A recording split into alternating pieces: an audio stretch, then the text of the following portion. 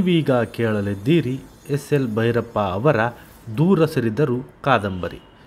ಮೊದಲನೇ ಭಾಗದಲ್ಲಿ ನಡೆದದ್ದು ಪಾತ್ರಗಳ ಪರಿಚಯ, ಸಚ್ಚಿದಾನಂದ ಪಾತ್ರ ಮತ್ತು ವಸಂತನ ಗೆಳೆತನದ ಕುರಿತು ತಿಳಿದಿದ್ದೀರಿ ಮತ್ತು ವಿನುತಕುಮಾರಿ ಅವರ ಮೊದಲ ಭೇಟಿ ಮತ್ತು ಪರಿಚಯದ ಕುರಿತು ತಿಳಿದಿದ್ದೀರಿ. ಈಗ ಕೇಳಲಿದ್ದೀರಿ ದೂರ ಸರಿದರು ಕಾದಂಬರಿಯ ಎರಡನೇ ಭಾಗ. ಆನಂದ ಹೋದ ನಂತರ ವಸಂತ ಊಟ ಮಾಡಿದ. ಅವನು ಊಟ ತಿಂಡಿಗಳಲ್ಲಿ ಎಂದೂ ಸರಿಯಾಗಿ ಕ್ರಮ ಅನುಸರಿಸಿದವನಲ್ಲ. ಓದುತ್ತಾ ಕುಳಿತರೆ ಊಟದ ಪರಿವೆ ಇರುತ್ತಿರಲಿಲ್ಲ. ಹಾಸ್ಟೆಲಿನ ಅಡಿಗೆಯವರಿಗೆ ಅವನ ಸ್ವಭಾವ ತಿಳಿದಿತ್ತು. ಅವನ ಪಾಲಿನ ಊಟವನ್ನು ಒಂದು ತಟ್ಟೆಗೆ ಹಾಕಿ ಒಂದು ಕಡೆ ಇಟ್ಟು ಬಿಡುತ್ತಿದ್ದರು. ಅವನಿಗೆ ಬೇಕಾದಾಗ ಹೋಗಿ ಒಣಗಿದ ಅನ್ನ, ಆರಿದ ಸಾರು ಮತ್ತು ತಂಗಳು ಪಲ್ಯ ಊಟ ಮಾಡಿ ಬರುತ್ತಿದ್ದ. ಮುಖ ನೋಡಿಯೇ ಅವನು ಯಾವುದೋ ಆಲೋಚನೆಯಲ್ಲಿ ತಲ್ಲೀನನಾಗಿದ್ದಾನೆಂದು ಅಡಿಗೆಯ ಭಟ್ಟರು ತಿಳಿದುಕೊಳ್ಳುತ್ತಿದ್ದರು. ಅವನೇ ಮಾತನಾಡಿಸದೆ ಅವರು ಎಂದೂ ಅವನನ್ನು ಮಾತನಾಡಿಸುತ್ತಿರಲಿಲ್ಲ. ಸಂಜೆ 4 ಗಂಟೆಯ ವೇಳೆಗೆ ಬಹಳವಾಗಿ ಸೆಕೆಯಾಗುತ್ತಿದ್ದರೂ ವಸಂತ ಕ್ಯಾಂಟನ್ನ ಕ್ಲಿಷ್ಟವಾದ ಗ್ರಂಥ ಶುದ್ಧ ವಿಚಾರದ ವಿಮರ್ಶೆ, ಕ್ರಿಟಿಕ್ ಆಫ್ ಪ್ಯೂರ್ ರೀಸನ್ ಅನ್ನು ಓದುತ್ತಾ ವಿರಾಮ ಕುರ್ಚಿಯ ಮೇಲೆ ಕುಳಿತಿದ್ದ. ಆಗಾಗ್ಗೆ ಸೀಸದ ಕಡ್ಡಿಯಿಂದ ಒಂದು ಹಾಳೆಯ ಮೇಲೆ ಟಿಪ್ಪಣಿ ಬರೆದುಕೊಳ್ಳುತ್ತಿದ್ದ. ಹೊರಗಿನ ಸೆಕೆಗೋ ಅಥವಾ ಗ್ರಂಥದ ಕಾಠಿಣ್ಯಕ್ಕೋ ಒಮ್ಮೊಮ್ಮೆ ಒಂದು ಪುಟ್ಟ ಟವಲಿನಿಂದ ಕತ್ತು ಮುಖಗಳನ್ನು ಒರೆಸಿಕೊಳ್ಳುತ್ತಿದ್ದ. ಅಷ್ಟರಲ್ಲಿ ಹಾಸ್ಟೆಲಿನ ಜವಾನ ಅವನ ಕೋಣೆಗೆ ಬಂದು, ನಿಮ್ಮನ್ನು ನೋಡಕ್ಕೆ ಯಾರೋ ಲೇಡೀಸ್ ಯಂಗುಸರು ಬಂದವ್ರೆ ಅಂದ. ಆಗ ಅವನಿಗೆ ನೆನಪಾಯಿತು, ಬಂದಿರುವವಳು ತನಗಿಂತ ಕೆಳಗಿನ ಒಂದು ತರಗತಿಯಲ್ಲಿ ತತ್ವಶಾಸ್ತ್ರ ಓದುತ್ತಿರುವ ಉಮಾ ಎಂದು. ಅವಳು ಈ ದಿನ 4 ಗಂಟೆಗೆ ಅವನನ್ನು ಭೇಟಿಯಾಗಲು ಬರುವುದಾಗಿ ಹೇಳಿದ್ದನ್ನು ಅವನು ಮರೆತಿದ್ದ. ಹುಡುಗಿಯರು ಹಾಸ್ಟೆಲಿನ ಆವಾರದ ಒಳಗೆ ಬರಲು ಅನುಮತಿ ಇರಲಿಲ್ಲ. ಆದ್ದರಿಂದ ಅವಳು ಹೊರಗೆ ನಿಂತಿದ್ದಳು. ಅವನು ಕೈಲಿದ್ದ ಪುಸ್ತಕ ಹಿಡಿದುಕೊಂಡೇ ಆವಾರದ ಹೊರಗೆ ಬಂದು, ಓಹ್, ನಾನು ಮರೆತುಬಿಟ್ಟೆ, ಇಲ್ಲೇ ಮರದ ಕೆಳಗೆ ನಿಂತಿರಿ, 1 ನಿಮಿಷ ಶರ್ಟ್ ಹಾಕ್ಕೊಂಡು ಬಂದ್ಬಿಡ್ತೀನಿ ಎಂದ. ಉಮಾ ತತ್ವಶಾಸ್ತ್ರದ ವಿದ್ಯಾರ್ಥಿನಿ. ವಸಂತನಿಂದ ಅವಳು ಪಾಠಕ್ಕೆ ಮಾರ್ಗದರ್ಶನ ಪಡೆದುಕೊಳ್ಳುತ್ತಿದ್ದಳು. ಆನಂದ ಮತ್ತು ವಸಂತರ ನಡುವೆ ಇದ್ದ ವ್ಯತ್ಯಾಸದಷ್ಟೇ ಸಾಮ್ಯವು ವಸಂತ ಉಮೆಯರ ನಡುವೆ ಇತ್ತು. ಉಮಾ ವಸಂತನಷ್ಟೇ ವಿಚಾರವಾದಿನಿ. ಮನುಷ್ಯನಲ್ಲಿ ಯೋಚನಾ ಶಕ್ತಿಯು ಬೆಳೆದ ಹೊಸತರಲ್ಲಿ ಇರುವ ಪೂರ್ಣ ಶ್ರದ್ಧೆಯೊಡನೆ ಅವಳು ವಿಮರ್ಶಾ ಪದ್ಧತಿಯನ್ನು ಅನುಸರಿಸಿದ್ದಳು. ಹಾಗೆ ನೋಡಿದರೆ ವಿಮರ್ಶೆ ಮತ್ತು ವಿಚಾರಗಳಲ್ಲಿ ಶ್ರದ್ಧೆ ಇಡುವುದು ವಸಂತ ಉಮೆಯರಂತಹ ಕೆಲವೇ ಜನ ನವ ತರುಣ ತರುಣಿಯರಿಗೆ ಸೀಮಿತವಾದುದಲ್ಲ. ಆಧುನಿಕ ವಿಜ್ಞಾನ ಯುಗದ ವಾತಾವರಣವು ಕಲಿಸುವುದೇ ಅದನ್ನು. ಅದರಲ್ಲಿಯೂ ಸಾಕ್ರೆಟಿಸ್ನಿಂದ ತಮ್ಮ ಪಾಠವನ್ನು ಆರಂಭಿಸುವ ತತ್ವಶಾಸ್ತ್ರದ ಹೊಸ ವಿದ್ಯಾರ್ಥಿಗಳಲ್ಲಿ ಈ ದೃಷ್ಟಿ ಇರುವುದು ಆಶ್ಚರ್ಯದ ಸಂಗತಿ ಅಲ್ಲ. ಉಮೆಯ ಸ್ಥಳ ಮೈಸೂರೇ. ತಂದೆ ಡಾಕ್ಟರು. ಸರ್ಕಾರಿ ಕೆಲಸಕ್ಕೆ ಸೇರದೆ ಖಾಸಗಿ ಔಷಧಾಲಯ ನಡೆಸುತ್ತಿದ್ದಾರೆ. ಹಿಂದೆ ವೃತ್ತಿಯಲ್ಲಿ ಆದಾಯ ಚೆನ್ನಾಗಿದ್ದಿತು. ಈಗ ಬೀದಿಗೆ 4ರಂತೆ ಖಾಸಗಿ ಔಷಧಾಲಯಗಳು ಹುಟ್ಟಿಕೊಂಡಿವೆ. ಅವಳ ತಂದೆಗೆ ಜೀವನ ನಡೆಸಲು ಕಷ್ಟವೇನೂ ಇಲ್ಲ. ಈಗ ಅವರು ನಗರಸಭೆಯ ಸದಸ್ಯರಾಗಿ ಸಾರ್ವಜನಿಕ ವೃತ್ತದಲ್ಲೂ ಕೊಂಚ ಮಟ್ಟಿನ ಪ್ರತಿಷ್ಠೆ ಬೆಳೆಸಿಕೊಂಡಿದ್ದಾರೆ. ಉಮೆ ಹೈಸ್ಕೂಲ್ ಓದಿದ್ದು ಕಾನ್ವೆಂಟಿನಲ್ಲಿ. ಇಂಟರ್ಮೀಡಿಯೇಟ್ನಲ್ಲಿ ತರ್ಕಶಾಸ್ತ್ರ ಕಲಿತಳು. ತಂದೆಗೆ ಒಬ್ಬಳೇ ಮಗಳು. ಒಬ್ಬ ಅಣ್ಣ ಭಾರತೀಯ ಸೈನ್ಯ ಶಾಖೆಯಲ್ಲಿ ಇಂಜಿನಿಯರ್ ಆಗಿದ್ದಾನೆ. ಇನ್ನಿಬ್ಬರು ಚಿಕ್ಕ ತಮ್ಮಂದಿರು ಓದುತ್ತಿದ್ದಾರೆ. ಒಬ್ಬಳೇ ಮಗಳೆಂದು ಚಿಕ್ಕ ವಯಸ್ಸಿನಿಂದಲೂ ಮುದ್ದಿಸಿ ಬೆಳೆಸಿದ್ದಾರೆ. ಅವಳು ಮುಂದಿನ ವರ್ಷ ಕಾಲೇಜಿನ ವಿದ್ಯಾರ್ಥಿ ಸಂಘದ ಚುನಾವಣೆಯಲ್ಲಿ ಹುಡುಗಿಯರ ಪರವಾಗಿ ಸ್ಪರ್ಧಿಸುವ ಯೋಚನೆಯಲ್ಲಿದ್ದಾಳೆ. ಎಷ್ಟು ಹೊತ್ತು ಕಾಯಿಸಿದ್ರಿ ನನ್ನನ್ನು, ನಿಂತು ನಿಂತು ಬೇಜಾರಾಯಿತು ಎಂದಳು ಅವಳು ವಸಂತ ಬಂದ ತಕ್ಷಣ. ಬಹಳ ಹೊತ್ತೇನೂ ಆಗಲಿಲ್ಲ, ಈಗ ತಾನೇ ನಾನು ಓದೋದನ್ನ ಬಿಟ್ಟೆ. ಕಾಲ ಎಂಬುದು ನಮ್ಮ ಧೀಶಕ್ತಿಗೆ ಮಾತ್ರ ಸೇರಿದ ಕಲ್ಪನೆಯಂತೆ ಎಂದು ಅವನು ಹುಸಿ ನಗೆಯೊಡನೆ ಹೇಳಿದ. ಅವರು ಇಬ್ಬರು ತಾವು ಸಾಮಾನ್ಯವಾಗಿ ದಿನವೂ ಚರ್ಚಿಸುವ ಸ್ಥಳಕ್ಕೆ ಹೋದರು. ಅದು ಕಾಲೇಜಿನೊಳಗಿನ ಒಂದು ಸಣ್ಣ ಕೊಠಡಿ. ಸಾಮಾನ್ಯವಾಗಿ ಅಲ್ಲಿ ಯಾವ ತರಗತಿಗಳು ನಡೆಯುವುದಿಲ್ಲ. ಈಗ ಕಾಲೇಜಿಗೆ ಬಿಡುವು ಇರುವುದರಿಂದ ಅಲ್ಲಿ ಯಾರೂ ಇರುವುದಿಲ್ಲ. ಅಲ್ಲಿ ಕುಳಿತು ವಸಂತ ಉಮೆಯರು ಏನೆಲ್ಲ ತತ್ವಶಾಸ್ತ್ರದ ಗಹನವಾದ ಸಮಸ್ಯೆಗಳನ್ನು ಚರ್ಚಿಸುತ್ತಾರೆ. ಅಕಸ್ಮಾತ್ ಯಾವುದಾದರೂ ಪುಟ್ಟ ತರಗತಿ ನಡೆಯುವುದಾದರೆ ಇರಲೆಂದು ಆ ಕೊಠಡಿಯಲ್ಲಿ ಒಂದು ಮೇಜು, ಒಂದು ಕುರ್ಚಿ ಇದೆ. ವಿದ್ಯಾರ್ಥಿಗಳಿಗಾಗಿ ಒಂದೇ ಒಂದು ಡೆಸ್ಕು. ಎಂದಿನಂತೆ ವಸಂತ ಉಪಾಧ್ಯಾಯರು ಕುಳಿತುಕೊಳ್ಳುವ ಕುರ್ಚಿಯ ಮೇಲೆ ಕುಳಿತ. ಉಮೆ ವಿದ್ಯಾರ್ಥಿನಿಯಂತೆ ಡೆಸ್ಕಿನ ಮೇಲೆ ಕುಳಿತು ಏನೋ ಜ್ಞಾಪಿಸಿಕೊಂಡವಳಂತೆ ಕೇಳಿದಳು, ಈ ಹೊತ್ತು ನಿಮಗೆ ಸಚ್ಚಿದಾನಂದ ಸಿಕ್ಕಿದ್ರೆ? ಹೌದು, ನಿಮಗೆ ಹೇಗೆ ಗೊತ್ತು? ನನ್ನ ಸ್ನೇಹಿತೆ ಸಚ್ಚಿದಾನಂದರ ಕ್ಲಾಸ್ಮೇಟ್ ರಮಾ ಹೇಳಿದ್ರು. ಲೈಬ್ರರಿಯಿಂದ ನೀವಿಬ್ಬರೂ ಹೋಗೋದನ್ನ ಅವರು ನೋಡಿದ್ರಂತೆ. ಸಚ್ಚಿದಾನಂದ್ ಸಿಕ್ಕಿದ್ದು ಮಾತ್ರವಲ್ಲ, ನನಗೂ ಅವರಿಗೂ ಬಹಳ ಹೊತ್ತು ಚರ್ಚೆಯಾಯಿತು. ಏನು ವಿಷಯ? ಮತ್ತಿನ್ನೇನು, ಭಾವುಕತೆಗೂ ವಿಚಾರಕ್ಕೂ ನಡೆಯುವ ಸಂಘರ್ಷ. ಆನಂದ್ ಭಾವುಕತೆಯ ವಕೀಲರು. ಪ್ಲೇಟೋ ಹೇಳಿದ ಹೆಂಗಸರು ಮಕ್ಕಳನ್ನು ಕುರಿತ ಕಮ್ಯುನಿಸಂ ಅನ್ನು ಅವರು ಅಸಾಧ್ಯ ವಿಪರೀತ ದೃಷ್ಟಿ ಅಂತ ಟೀಕಿಸುತ್ತಾರೆ. ಅದು ಮನುಷ್ಯನ ಹುಟ್ಟಿನಿಂದ ಬಂದ ಮನೋಧರ್ಮಕ್ಕೆ ವಿರೋಧವಾದುದು ಅಂತ ಅವರ ಅಭಿಪ್ರಾಯ. ಆನಂದ್ ಸಾಹಿತ್ಯದ ವಿದ್ಯಾರ್ಥಿ, ಅವರೇ ಸ್ವತಃ ಉದಯೋನ್ಮುಖ ಸಾಹಿತಿ. ಹಾಗೆನ್ನುವುದು ಸಹಜ. ನಾನು ತತ್ವಶಾಸ್ತ್ರದ ವಿದ್ಯಾರ್ಥಿನಿಯಾದರೂ ಅವರ ಅಭಿಪ್ರಾಯ ಒಪ್ತೀನಿ. ವಸಂತ ಹೇಳಿದ. ಅವರೊಡನೆ ವಾದ ಮಾಡಿ ಪ್ರಯೋಜನವಿಲ್ಲವೆಂದರೆ ಒಪ್ಪತಕ್ಕ ಮಾತು. ಆದರೆ ನೀವು ತತ್ವಶಾಸ್ತ್ರವನ್ನು ಕ್ರಮವಾಗಿ ವ್ಯಾಸಂಗ ಮಾಡ್ತಿರೋರು, ಶುದ್ಧ ವಿಚಾರದ ದೃಷ್ಟಿಯಿಂದ ಯಾವುದನ್ನಾದರೂ ವಿಮರ್ಶಿಸೋರು. ನಿಮಗೆ ಯಾವುದಾದರೂ ಬೇಗ ಅರ್ಥ ಆಗಬೇಕು. ಪ್ಲೇಟೋನ ಕಲ್ಪನೆಯನ್ನೇ ತೆಗೆದುಕೊಳ್ಳಿ. ಸ್ತ್ರೀ ಪುರುಷರ ಸಮಾನತೆಯನ್ನು ತರ್ಕದ ತುದಿಗೆ ಒಯ್ದು ಮುಟ್ಟಿಸಿದವರು ಅವನಂತೆ ಬೇರೊಬ್ಬರಿಲ್ಲ. ಅವನ ಕಲ್ಪನೆಯ ಸಮತಾವಾದದಲ್ಲಿ ಸ್ತ್ರೀ ಪುರುಷರ ನಡುವೆ ಇರಬೇಕಾದುದು ಬೌದ್ಧಿಕ ಸಹಜೀವನ ಮಾತ್ರ. ಅದೇ ಉತ್ತಮ ಮಟ್ಟದ ಪ್ರೇಮ. ಸಾಮಾನ್ಯ ಜನರಂತೆ ಭಾವುಕತೆಯ ಮತ್ತು ಕವಿಗಳು ಹೇಳುವ ಹೃದಯದ ಕಥೆಯನ್ನು ಪ್ಲೇಟೋ ಅಲ್ಲಗಳೆಯುತ್ತಾನೆ. ಹೃದಯ ಎಂಬುದಕ್ಕೆ ಯಾವ ಸ್ಥಾನವೂ ಇಲ್ಲವೇ? ಹೃದಯ ಅನ್ನೋದಾದರೂ ಏನು? ಮನಃಶಾಸ್ತ್ರದ ದೃಷ್ಟಿಯಿಂದ ಯೋಚಿಸಿ. ನಮ್ಮ ಮನಸ್ಸಿನ ಆಳದಲ್ಲಿ ಇರುವ ಕೆಲವು ಪ್ರಬಲವಾದ ಆಸೆ, ಆಕಾಂಕ್ಷೆಗಳು, ಕಾಮನೆಗಳು, ಅವುಗಳೊಡನೆ ನಾವೇ ಮೆಚ್ಚುಗೆಯಿಂದ ಬೆಳೆಸಿಕೊಂಡ ಕೆಲವು ಬಯಕೆಗಳು, ಇವೆಲ್ಲದರ ಸಂಯುಕ್ತ ಕಲ್ಪನೆಗೆ ಕೊಟ್ಟ ಹೆಸರೇ ಹೃದಯ. ಕವಿಗಳಿಂದ ಶಬ್ದಗಳ ದುರುಪಯೋಗ ಎಂದಿನಿಂದಲೂ ನಡೆಯುತ್ತಿದೆ. ಹೃದಯ ಅನ್ನೋದನ್ನು ಅಲಂಕಾರಿಕವಾಗಿ ಅದಕ್ಕೆ ಅನೇಕ ವಿಧವಾದ ವರ್ಣವನ್ನು, ಪ್ರತಿಮೆಯನ್ನು ಆರೋಪಿಸಿ ಕವಿಗಳು ಬಳಸಿದ್ದಾರೆ.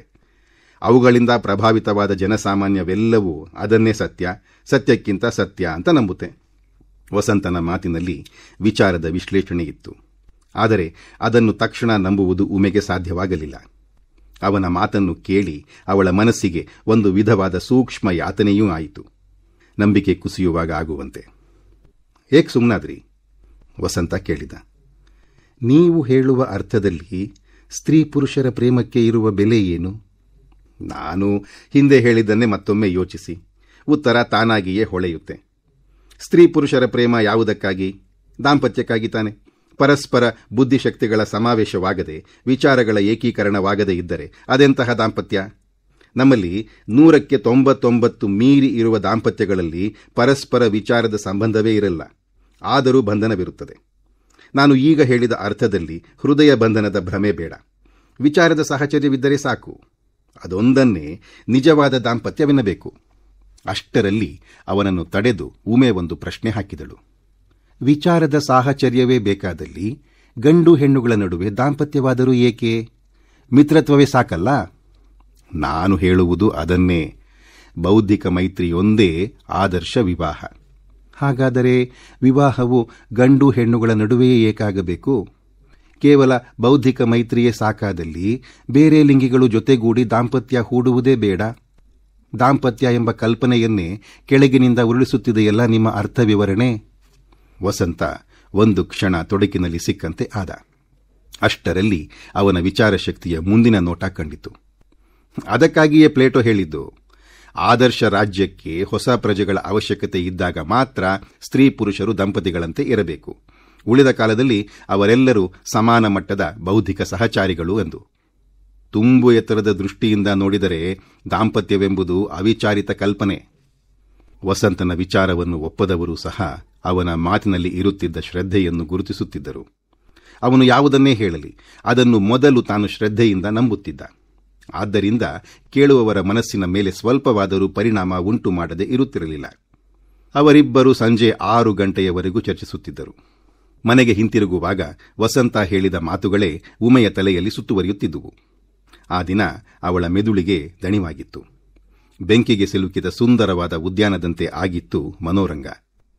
ವಿಚಾರದಿಂದ ನಂಬಿಕೆ ಏಕೆ ಮುರಿದು ಬೀಳಬೇಕು ಎಂದು ಪ್ರಶ್ನಿಸುತ್ತಿತ್ತು ಮನಸ್ಸು. ಬೇಸಿಗೆಯ ರಜಾ ಕಳೆದು ಕಾಲೇಜು ಪುನಃ ಪ್ರಾರಂಭವಾಗಿ 4 ದಿನಗಳಾಗಿದ್ದವು.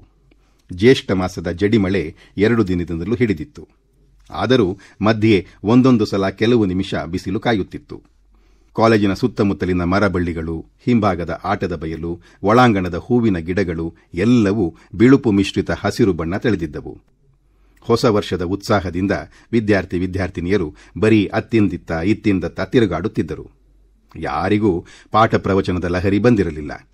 ಅಧ್ಯಾಪಕರುಗಳಲ್ಲೇ ಪ್ರವಚನದ ಗಂಭೀರತೆ ಹುಟ್ಟಿರಲಿಲ್ಲ. ಆನಂದ ಕಾಲೇಜಿನ ತನ್ನ ಕೋಣೆಯಲ್ಲಿ ಕುಳಿತಿದ್ದ.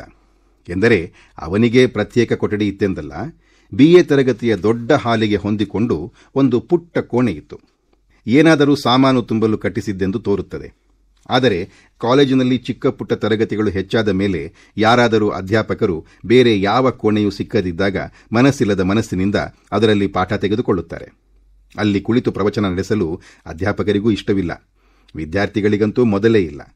4 ಜನ ವಿದ್ಯಾರ್ಥಿಗಳು, ಒಬ್ಬ ಅಧ್ಯಾಪಕರು ಮಾತ್ರ ಕುಳಿತುಕೊಳ್ಳಬಹುದಾದಷ್ಟು ಸ್ಥಳ ಅದು. ಆನಂದ ತನ್ನ ಬಿಡುವಿನ ವೇಳೆಯಲ್ಲಿ ಅಲ್ಲಿ ಒಬ್ಬನೇ ಕುಳಿತು ಓದುತ್ತಿರುತ್ತಾನೆ. ಅದು ಅವನ ಸಹಪಾಠಿಗಳೆಲ್ಲರಿಗೂ ತಿಳಿದಿದೆ. ಅವನ ಓದಿಗೆ ಅಡ್ಡಿಯಾಗಿ ಯಾರೂ ಅಲ್ಲಿಗೆ ಹೋಗುವುದಿಲ್ಲ. ಈ ದಿನ ಅವನು ಅಲ್ಲಿಗೆ ಬಂದು ಅರ್ಧ ಗಂಟೆಯಾಗಿತ್ತು. ಇನ್ನೂ 11:15. ಕೋಣೆಯ ಹೊರಬಾಗಿಲಿನಲ್ಲಿ ಯಾರೋ ಒಬ್ಬ ಹುಡುಗಿ ನಿಂತಿದ್ದಂತೆ ಆಯಿತು. ಪುಸ್ತಕದಿಂದ ಕಣ್ಣನ್ನು ಕಿತ್ತು ತಿರುಗಿ ನೋಡಿದ. ಹೊರಗೆ ನಿಂತಿದ್ದವಳು ವಿನತೆ.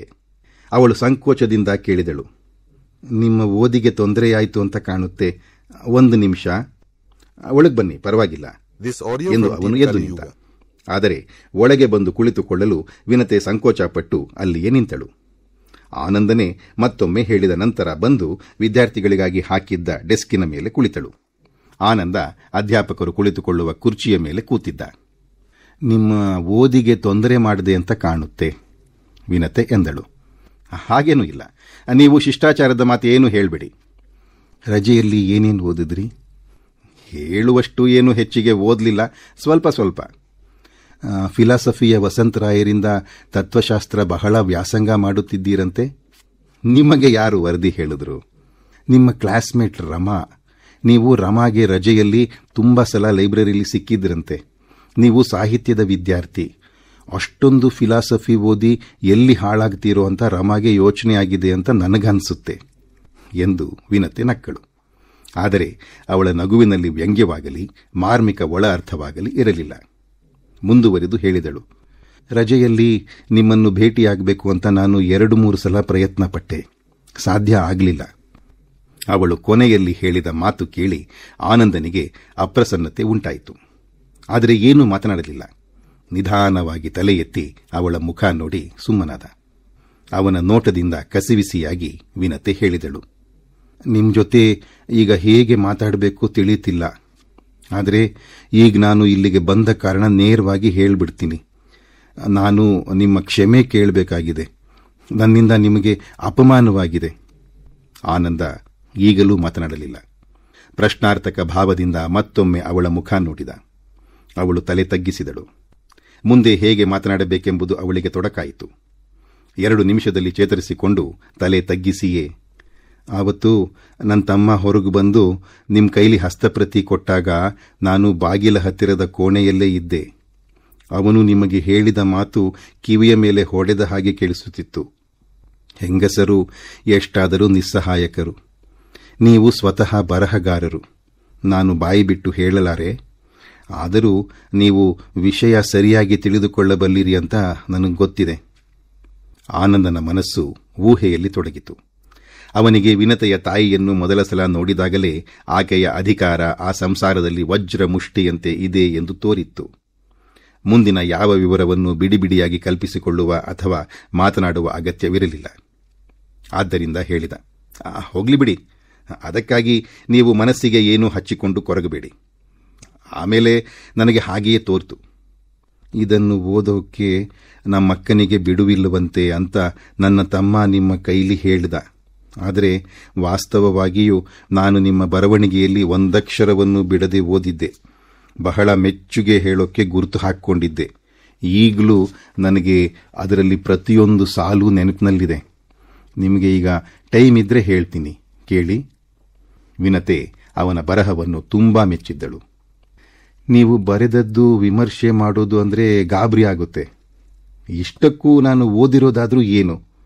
ನಾನಂತೂ ನಿಮ್ಮ ಕತೆ ಕಾದಂಬರಿಗಳನ್ನು ಬಹಳ ಮೆಚ್ಚಿದೆ. ನಿಮಗೆ ಇರುವ ವಿಶಾಲ ದೃಷ್ಟಿ, ಜೀವನಾನುಭವ ನನಗೆ ಇಲ್ಲ. ಬರೆಯುವಾಗ ನೀವು ಪ್ರತಿಯೊಂದು ಚಿಕ್ಕ ಅಂಶದ ಕಡೆಗೂ ತಕ್ಕಷ್ಟು ಗಮನ ಕೊಡ್ತೀರಿ. ನೀವು ಚಿತ್ರಿಸಿರುವ ಸನ್ನಿವೇಶಗಳನ್ನು ನಿಮ್ಮ ಬದಲು ನಾನೇ ಬರೆದಿದ್ದರೆ ಕೆಡಿಸಿಬಿಡ್ತಿದ್ದೆ. ಆದರೆ ನೀವು ಪ್ರಮಾಣಬದ್ಧವಾಗಿ ಪ್ರತಿಯೊಂದಕ್ಕೂ ಎಷ್ಟು ಸಲ ಬೇಕೋ ಅಷ್ಟೇ ಮಹತ್ವ ಕೊಟ್ಟು ಕಥೆಯ ಚೌಕಟ್ಟಿನಲ್ಲಿ ಒಂದು ಉತ್ತೋಲನ ತರ್ತೀರಿ. ನಿಮ್ಮ ಸ್ತ್ರೀ ಪಾತ್ರಗಳು ಮಾತ್ರ ನನಗೆ ಪೂರ್ತಿ ಒಪ್ಪಿಗೆಯಾಗಲಿಲ್ಲ. ಯಾಕೆ? ಆಧುನಿಕ ಸ್ತ್ರೀಯನ್ನು ಚಿತ್ರಿಸುವಾಗ ನೀವು ಅವಳಲ್ಲಿ ವಿಚಾರ ತುಂಬುತ್ತೀರಿ. ಆ ವಿಚಾರಗಳು ವಾದದ ತರ್ಕದ ದೃಷ್ಟಿಯಿಂದ ಎಲ್ಲರೂ ಒಪ್ಪಬೇಕಾದುವೆ. ಆದರೆ ಅವನ್ನು ಸ್ತ್ರೀ ಪಾತ್ರದಲ್ಲಿ ತುಂಬುವುದು ಕೃತಕವೆನಿಸುತ್ತೆ. ಆಧುನಿಕ ವಿದ್ಯಾಭ್ಯಾಸ ಎಷ್ಟೇ ಪ್ರಭಾವ ಬೀರಿದರೂ ಸ್ತ್ರೀಗೆ ತನ್ನದೇ ಆದ ತರ್ಕಸರಣಿ, ಆಲೋಚನಾ ಲಹರಿ ಇದೆ. ನೀವು ಅವುಗಳನ್ನು ಗುರುತಿಸದೆ ಗಂಡಸರ ತರ್ಕನೀತಿಯನ್ನು ಅವಳಿಗೆ ಕೊಟ್ಟಿದ್ದೀರಿ. ಇದರಿಂದ ಪಾತ್ರವು ತನ್ನ ಸಹಜತೆಯನ್ನು ಕಳೆದುಕೊಳ್ಳುತ್ತದೆ. ಎಷ್ಟೇ ವಿದ್ಯಾವತಿಯಾಗಲಿ, ಸ್ತ್ರೀಯರು ಅತ್ಯಂತ ಮುಂದುವರಿದ ದೇಶವೆಂದು ಹೇಳಿಸಿಕೊಳ್ಳುವ ಅಮೆರಿಕ ಮತ್ತು ರಷ್ಯಾದ ಹೆಂಗಸರಾಗಲಿ ಹೆಂಗಸು ಹೆಂಗಸೆ. ಅವಳನ್ನು ಹಾಗೆಯೇ ನೋಡಬೇಕು. ವಿನತೆಯ ವಿಮರ್ಶೆಯನ್ನು ಆನಂದ ಒಪ್ಪಿದ. ನಾನು ಇವುಗಳನ್ನು ಬರೆದು ಆಗಲೇ 2 ವರ್ಷಕ್ಕೂ ಹೆಚ್ಚಾಯಿತು. ಆಗಿನಿಂದ ಇದುವರೆಗೆ ನನ್ನ ದೃಷ್ಟಿ ಎಷ್ಟೋ ಬದಲಿಸಿದೆ. ನೀವು ಈಗ ಹೇಳಿದ ಅಭಿಪ್ರಾಯ ನನಗೆ ಅರ್ಥ ಆಗ್ತಾ ಇದೆ. ಅವರು ಹೀಗೆಯೇ ಸಾಹಿತ್ಯವನ್ನು ಕುರಿತು ಅದೆಷ್ಟೋ ವಿಷಯಗಳನ್ನು ಮಾತನಾಡುತ್ತಿದ್ದರು. ಅವಳ ಸಂಗಡ ಚರ್ಚಿಸುವಾಗ ಆನಂದನಿಗೆ ಹೊಸ ಹೊಸ ವಿಷಯಗಳು, ಕಲೆಯ ಹೊಸ ಹೊಸ ಲಕ್ಷಣಗಳು ಹೊಳೆಯುತ್ತಿದ್ದುವು. ವಿನತೆ ಮಾತನಾಡುತ್ತಿದ್ದುದು ವಿರಳವಾಗಿ. ಆದರೆ ಅವನು ಹೇಳುತ್ತಿದ್ದ ಸಂಗತಿಗಳನ್ನು ಮನಸ್ಸಿಟ್ಟು ಕೇಳುತ್ತಿದ್ದಳು. ನಡುವೆ ಆಗಾಗ್ಗೆ ಒಂದೊಂದು ಪ್ರಶ್ನೆ ಹಾಕುತ್ತಿದ್ದಳು. ಅವನು ತಲ್ಲೀನನಾಗಿ ಮಾತನಾಡುತ್ತಿದ್ದ. ತರಗತಿಗಳು ನಡೆಯದಿದ್ದರೂ ಕಾಲೇಜಿನ ಜವಾನ ನಿಯಮದಂತೆ ಗಂಟೆ ಬಾರಿಸುತ್ತಲೇ ಇದ್ದ.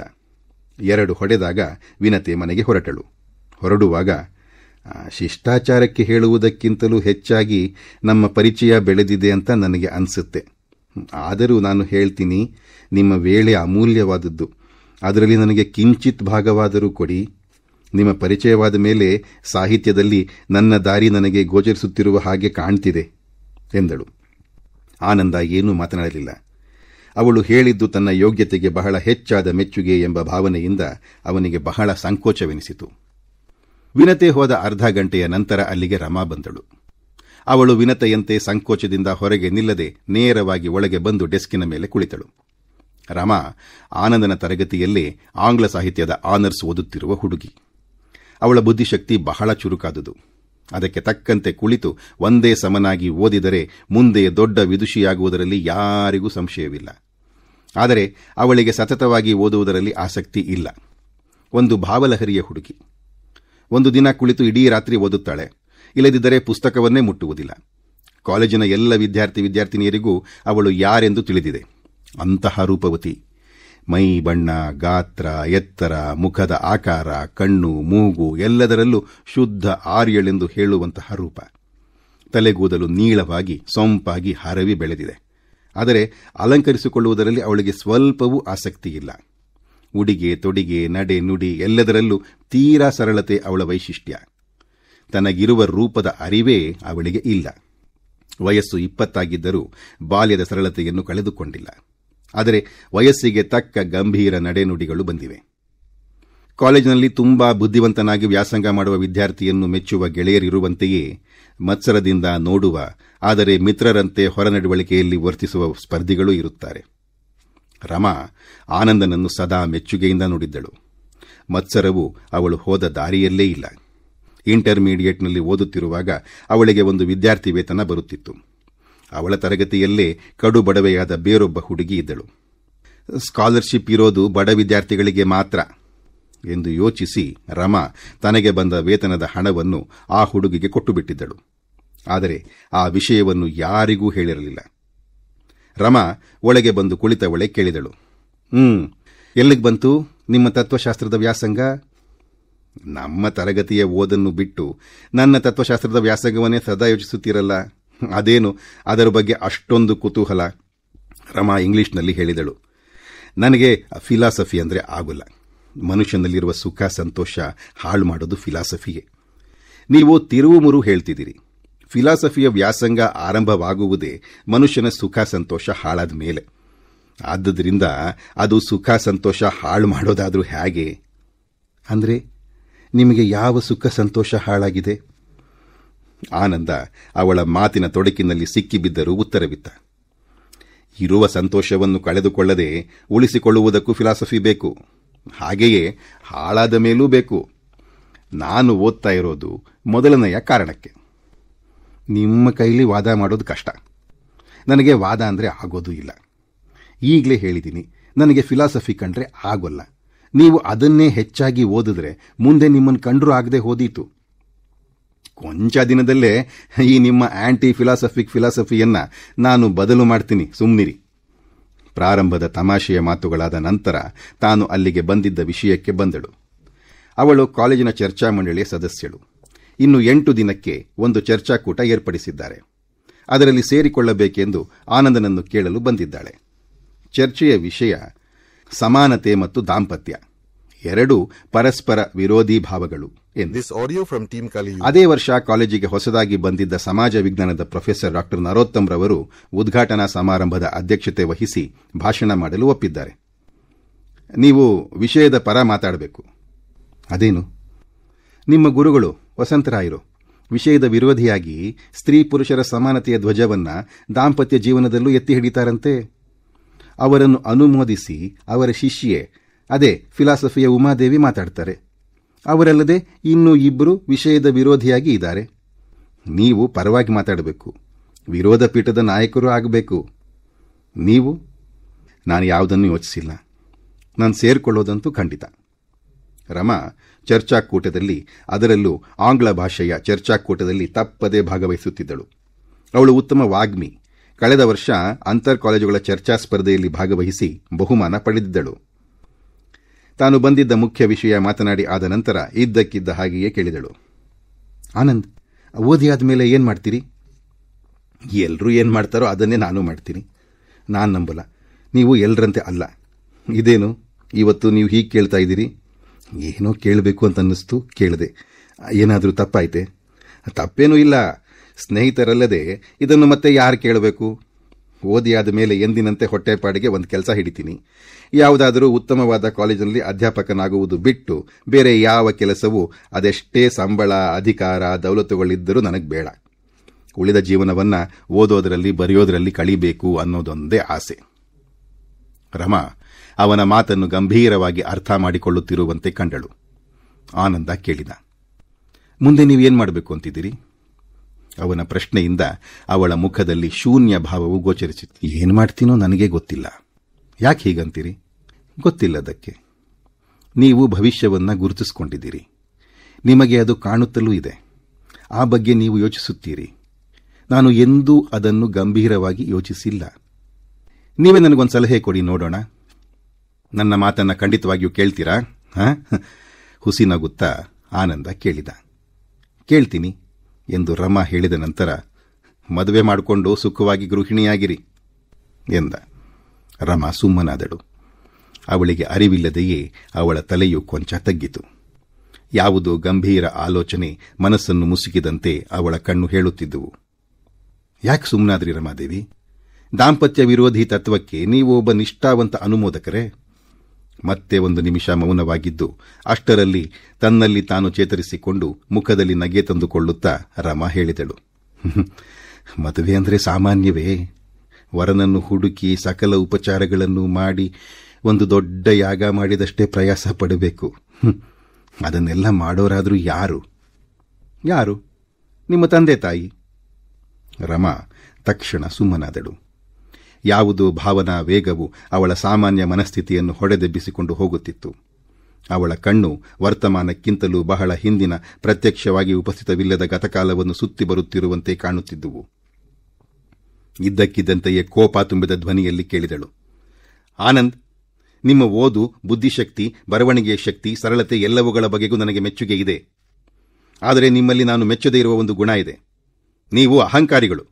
ಇಂಗ್ಲಿಷ್ನಲ್ಲಿ ಹೇಳುವಂತಹ ಸೆಲ್ಫ್ ಸೆಂಟರ್ಡ್ ನೇಚರ್, ಸ್ವಾರ್ಥ ಮನೋವೃತ್ತಿ ನಿಮ್ಮಲ್ಲಿ ಬಹಳ. ಅವಳ ಮಾತು, ಧ್ವನಿಯನ್ನು ಕೇಳಿ ಆನಂದ ಅವಾಕ್ಕಾಗಿ ಕುಳಿತ. ಈಗ ಅವಳೆದುರು ಏನು ಹೇಳುವುದಕ್ಕೂ ತೋಚಲಿಲ್ಲ. ರಮಾ ಮುಂದುವರಿಸಿದಳು, ನಿಮ್ಮಲ್ಲಿ ಅದೆಷ್ಟು ಮಟ್ಟಿನ ಉದಾಸೀನ ಮನೋಭಾವ ಇದೆ. ಮತ್ತೊಬ್ಬರ ವಿಷಯದಲ್ಲಿ ಉಪೇಕ್ಷೆಗೇನೂ ಕಡಿಮೆ ಇಲ್ಲ. ನಾವಿಬ್ಬರೂ ಇಷ್ಟು ಮಟ್ಟಿನ ಸ್ನೇಹಿತರು. ಓದು, ಸಾಹಿತ್ಯ, ತತ್ವಶಾಸ್ತ್ರಗಳನ್ನು ಬಿಟ್ಟು ಜೀವಂತ ಮನುಷ್ಯರ ಬಗೆಗೆ ಸ್ವಲ್ಪವಾದರೂ ತಿಳಿಯಬೇಕೆನ್ನುವ ಉತ್ಸಾಹ ನಿಮ್ಮಲ್ಲಿಲ್ಲ. ಒಂದು ದಿನವಾದರೂ ನನ್ನ ಊರು, ತಂದೆ, ತಾಯಿ, ನನ್ನ ಸ್ಥಿತಿಯನ್ನು ಕುರಿತು ನೀವು ವಿಚಾರಿಸಿದ್ದೀರಾ? ರಮಾ ಭಾವನಾ ವೇಗದಿಂದ ಉದ್ವಿಗ್ನಳಾಗಿರುವಂತೆ ಕಂಡಳು. ಆನಂದ ಹೇಳಿದ, ನಾನು ಕೇಳದಿದ್ದರೆ ಮನಸ್ಸಿಗೆ ನೋವಾಗುವಂತೆ ತೆಗೆದುಕೊಳ್ಳಬೇಡಿ. ಇವತ್ತು ನಾನೇ ಕೇಳ್ತಾ ಇದ್ದೀನಿ. ನಿಮ್ಮ ಬಗ್ಗೆ ತಿಳಿಯಬೇಕು ಅಂತ ನನಗೆ ಇಷ್ಟ ಆಗಿದೆ. ಹೇಳಿ. ಅತ್ತು ಕರೆದು ಔತಣಕ್ಕೆ ಹೇಳಿಸ್ಕೊಂಡ್ರು ಅಂತ ಒಂದು ಗಾದೆ ಇದೆ. ರಮಾ ನಗೆ ತಂದುಕೊಳ್ಳಲು ಯತ್ನಿಸುತ್ತಾ ಎಂದಳು. ಹೆಂಗಸರ ಸ್ವಭಾವವೇ ಹಾಗೆ. ಮಾತನ್ನು ಹೇಗೆ ಬೇಕಾದರೂ ತಿರುಗಿಸಿ ಬೇರೆಯವರನ್ನು ತಪ್ಪಿನಲ್ಲಿ ಸಿಕ್ಕಿಸಿ ಹಾಕಿಬಿಡ್ತೀರಿ. ಆಗ್ಲಿ, ನನ್ನದೇ ತಪ್ಪು. ಈಗಲಾದರೂ ಹೇಳಿ. ಆಗಲೇ 3:30 ಗಂಟೆ ಆಗಿತ್ತು. ಆನಂದ ಆ ದಿನ ಕೊಂಚ ಮೊದಲೇ ಅಂಗಡಿಗೆ ಹೋಗಬೇಕಾಗಿತ್ತು. ಆದಾಯ ತೆರಿಗೆಯ ಲೆಕ್ಕವನ್ನು ಅವನು 1 ವಾರದಲ್ಲಿ ಪೂರೈಸಬೇಕಾಗಿತ್ತು. ಆದರೆ ಇಂತಿಷ್ಟೇ ಗಂಟೆಗೆ ಸರಿಯಾಗಿ ಅಂಗಡಿಗೆ ಬರಬೇಕೆಂಬ ನಿಯಮವಿರಲಿಲ್ಲ. ಕೆಲಸ ಮುಗಿಸಿಕೊಡುವುದು ಮಾತ್ರ ಅವನ ಕರ್ತವ್ಯವಾಗಿತ್ತು. ಅವನು ಕೆಲಸ ಮಾಡುತ್ತಿದ್ದುದು ಅಂತಹ ಭಾರೀ ಅಂಗಡಿಯೂ ಅಲ್ಲ. ಯಾವುದಾದರೂ ವಿಷಯವನ್ನು ಒಂದೇ ಸಮನೆ ಮಾತನಾಡುವಾಗ ಇಂಗ್ಲಿಷ್ನಲ್ಲಿ ಮಾತನಾಡುವುದು ರಮೆಯ ಅಭ್ಯಾಸ. ಕನ್ನಡ ಬರುವುದಿಲ್ಲವೆಂದಲ್ಲ, ಇಂಗ್ಲಿಷ್ನಲ್ಲಿ ಸಿಕ್ಕುವ ಓಟ ಅವಳಿಗೆ ಕನ್ನಡದಲ್ಲಿ ಸಾಧಿಸಿಲ್ಲ. ಮೊದಲು ಕನ್ನಡದಲ್ಲಿ ಹೇಳಲು ಪ್ರಾರಂಭಿಸಿದಳು. 10 ವಾಕ್ಯಗಳನ್ನು ಹೇಳುವುದರೊಳಗೆ ತನಗೇ ತಿಳಿಯದಂತೆ ಇಂಗ್ಲಿಷ್ನಲ್ಲಿ ಹೇಳುತ್ತಿದ್ದಳು. ನಮ್ಮ ತಂದೆ ಮದ್ರಾಸ್ನಲ್ಲಿ ಮೆಡಿಸಿನ್ ಓದಿದವರು.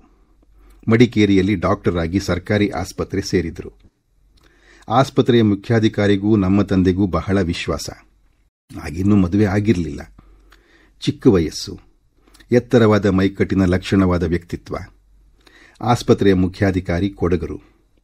ಅವರ ಮಗಳು ಮಂಗಳೂರಿನಲ್ಲಿ ಓದುತ್ತಿದ್ದರು. ರಜೆಯಲ್ಲಿ ಮಡಿಕೇರಿಗೆ ಬಂದರು.